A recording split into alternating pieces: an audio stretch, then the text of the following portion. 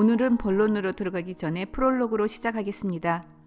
여태까지 20개 정도 동영상을 만들었는데 이번이 제일 힘든 작업이었습니다. 포로로마노에 있는 3개의 바실리카를 소개하려는데 2개의 바실리카는 건물도 존재하지 않고 그저 건물 토대만 덩그러니 남아있고 그 위에 파편처럼 흩어져 있는 잔해들만 남아있어서 사진도 별로 없고 검색을 해도 도움되는 정보가 많지 않았습니다. 게다가 제 짧은 지식으로는 역사적 혹은 건축학적 설명들이 팍팍 이해가 되지 않아서 검색을 반복하기도 했습니다. 중간에 그만둘까 여러 번 망설였는데 꼭 만들어내고 싶었던 이유가 있습니다. 제가 2013년에 프랑스를 다녀오면서 성당 건축에 관심이 생겨 자료를 검색해 보았는데 바실리카라는 양식이 있더군요. 근데 설명을 읽어도 이해가 잘 되지 않았습니다. 바실리카는 원래 공공건물이었다고 하는데 공공건물과 성당이 무슨 연관이 있는지 쉽게 납득이 되지 않았습니다. 그러다 2019년 로마의 포로로마노를 방문하면서 그 의문이 싹 다 풀리는 것이 어찌나 시원하고 감동적이었던지 아는 만큼 보인다라기보다는 아는 만큼 감동하는구나 느끼며 흥분되고 무척 짜릿했습니다. 여러분도 공부 많이 하시고 풍부한 지식으로 무장해서 포로로마노를 방문하시기를 바라는 마음에서 제가 이해한 바실리카 얘기를 꼭 하고 싶었습니다. 중단하려고 했던 동영상은 어찌어찌 완성은 했는데 솔직히 고백하자면 그닥 재미있게 만들지는 못했습니다. 지루할 수도 있다고 예상하시고 시작하면 어쩌면 끝까지 시청하시는데 도움이 될 수도 있을 것 같습니다. 혹시 보시다가 질문이나 확인하고 싶은 내용이 있으시면 댓글로 남겨주시면 감사하겠습니다. 자, 이제 본론으로 들어가겠습니다. 지난 편에서 포로로마노에 관한 전반적인 설명과 건축물들의 위치를 살펴보았습니다. 지난 편 이야기는 화면 상단에 뜨는 흰색 링크를 클릭하시면 보실 수 있습니다. 이번 편에서는 포로로마노에 있는 건축물들 중에서 바실리카에 대해 이야기해 보겠습니다. 포로로마노는 이탈리어이고 라틴어로는 포룸 로마눔입니다. 같은 말이니까 앞으로 포로로마노를 그냥 포룸이라고 간단하게 부르겠습니다. 현재 포룸에는 3개의 바실리카가 있습니다. 최초엔 시장 건물로 지어졌지만 집회장, 관공서, 재판소, 극장 등으로 이용되면서 상업적 용도보다는 공공의 목적을 위해 지어진 대규모 건물을 지칭합니다. 근데 혹시 바실리카는 성당인데 하시는 분 있으시죠? 맞습니다. 우리가 잘 아는 바티칸의 성 베드로 성당도 바실리카입니다.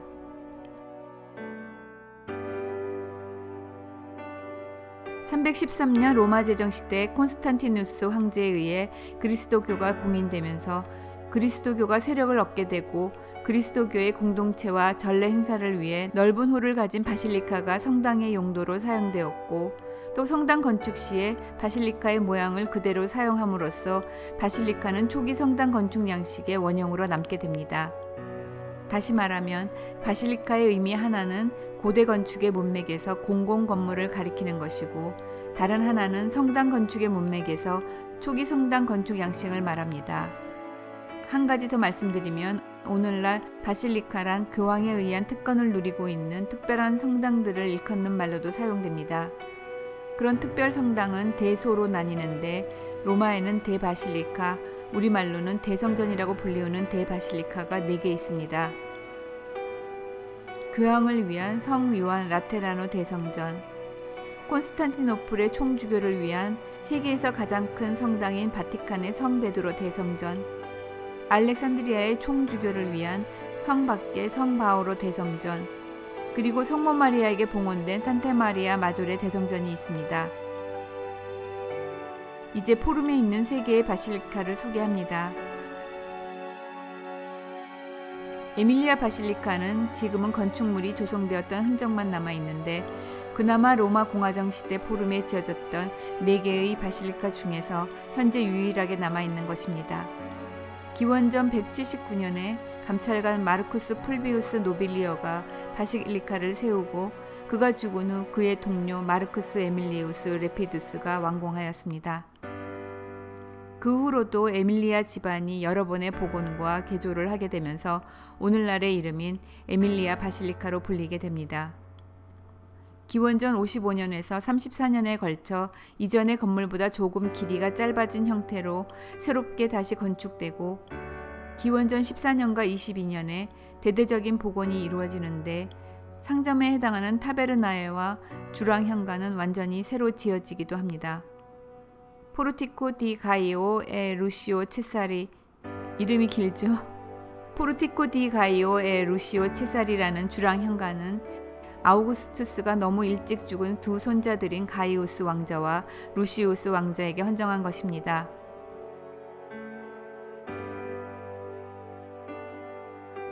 (410년) 서고투족 알라리쿠스 1세가 로마를 침공하고 약탈하면서 바실리카는 화염에 휩싸이게 되고 완전 소실되었다가 420년에 다시 복원되는데, 그때 주랑 현관의 기둥을 더 단단한 분홍색 화강암 원주로 바꾸었고 그중 3개가 발굴되어 현재 안토니우스와 파우스티나 신전의 동쪽에 놓여져 있습니다. 847년에 발생한 지진으로 남아있던 구조물들이 붕괴되어 버리고 다시 복구되지 못한 채 잔해들마저 다른 건축물의 자재로 유용되고 말았습니다. 원래 이 자리에는 기원전 169년 로마 공화정 시대에 세워진 샘프로니아 바실리카가 있었습니다. 기원전 54년 율리우스 카이사르가 포로로마노를 재정비하는 과정에서 갈리아 전쟁의 승리에서 얻은 전리품을 건축 비용으로 하여 기존의 샘프로니아 바실리카를 부수고 자신의 더 큰 성당을 건설한 것이 바로 율리아 바실리카입니다. 기원전 46년에 건설이 시작되었는데 카이사르는 완성을 보지 못했고 카이사르의 후계자 아우구스투스 시대에 이르러 완공됩니다. 완성 직후 화재로 큰 피해를 입고 12년에 다시 복원되었으나 238년에 또다시 화재로 피해를 입어 51대 황제 디오클레티아누스에 의해 다시 재건축하게 됩니다. 율리아 바실리카는 처음에는 시민법정으로 사용했는데 1세기에는 일명 백인의 법정이라고 불리는 특별 민사법원인 체툰비리의 의회장으로도 유명합니다. 상속 문제를 주로 다뤘는데 80살 아버지가 세 부인을 얻고 10일 후에 자신으로부터 상속권을 박탈했다고 소송을 제기한 딸의 케이스를 심리한 기록이 있습니다. 율리아 바실리카에는 점차 상점, 정부관청, 은행도 들어섰는데 특히 상점과 은행이 있었기 때문에 사람들의 왕래가 잦았고 시민의 약속 장소로 인기를 얻기는 했지만 여전히 주로 법정으로 사용되었습니다. 410년 서고투족 알라리쿠스 1세에 의한 로마 침공과 약탈 과정에서 바실리카는 부분적으로 파괴되었고 세월이 흐르며 점차 무너져 갔는데 건물의 잔존 부분은 7, 8세기에 걸쳐 성당 건축에 사용되었습니다.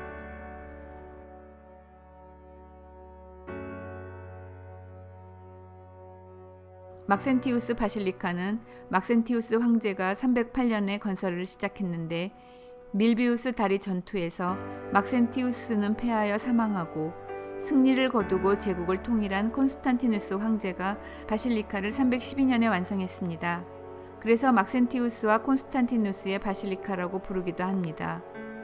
바실리카 건물 전체 크기는 가로 100m, 세로 65m, 높이 35m로 당시 포로로마노에서 가장 큰 건물이었습니다.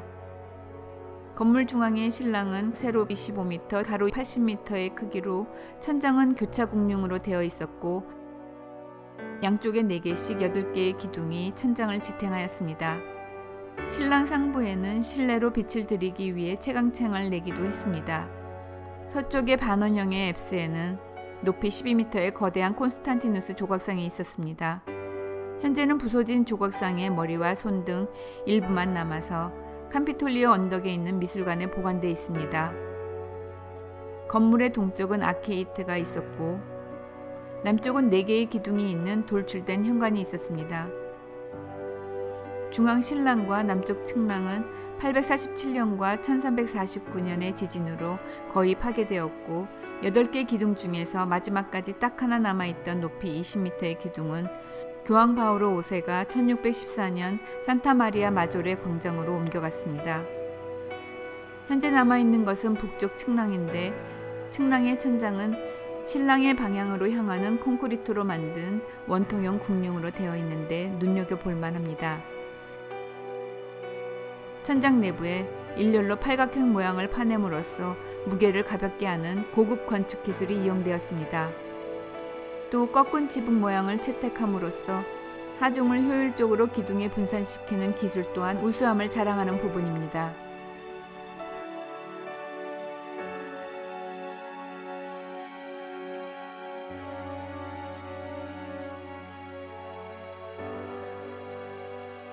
내용이 재미있었거나 다음 편이 기대되신다면 좋아요나 구독을 눌러주시면 감사하겠습니다.